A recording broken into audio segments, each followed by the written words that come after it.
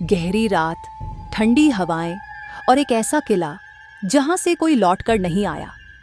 इस किले की दीवारों में दफन है एक ऐसा राज जिसे जानने वाले या तो खो गए या फिर उनकी चीखें इस हवाओं में घुल गईं।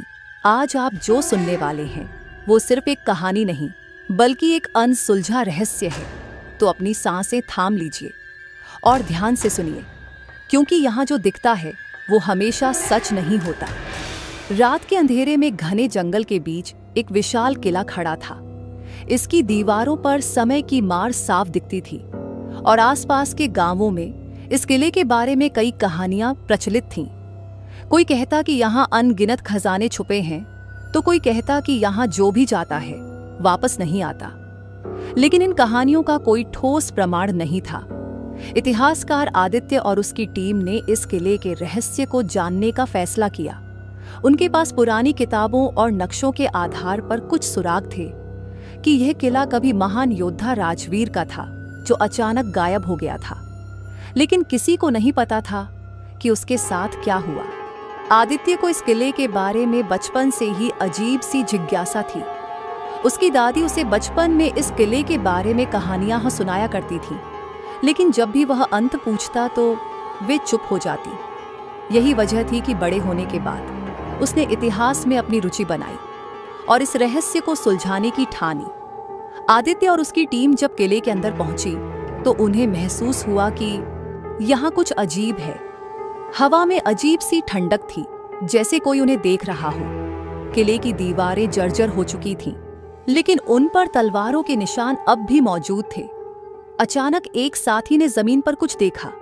वह एक पुराना पत्र था जिसमें केवल एक ही वाक्य लिखा था, यहाँ जो दिखता है वह सच नहीं है, सावधान रहना।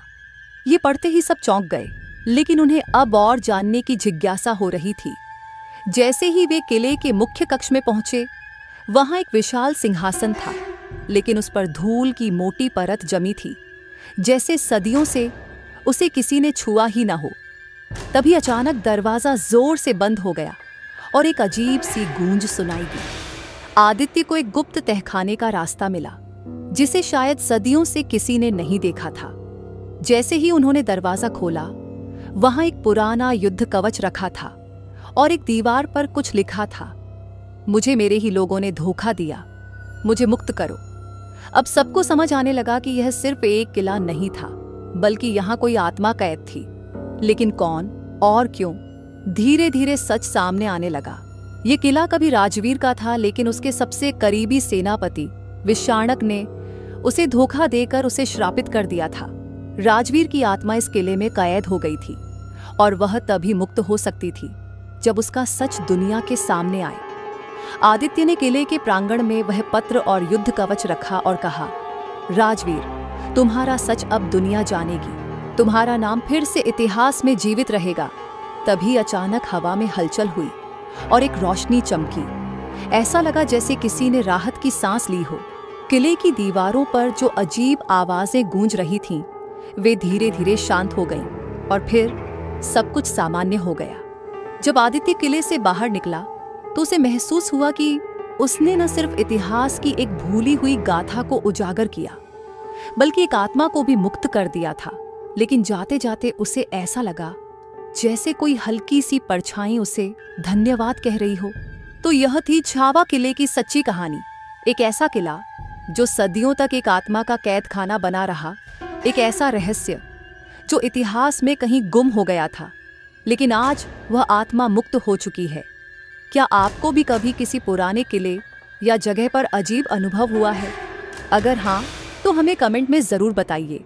और अगर आपको ये कहानी पसंद आई हो तो वीडियो को लाइक करें, शेयर करें और हमारे चैनल को सब्सक्राइब करना न भूलें। अगली बार फिर मिलेंगे एक नई डरावनी और रहस्यमयी कहानी के साथ।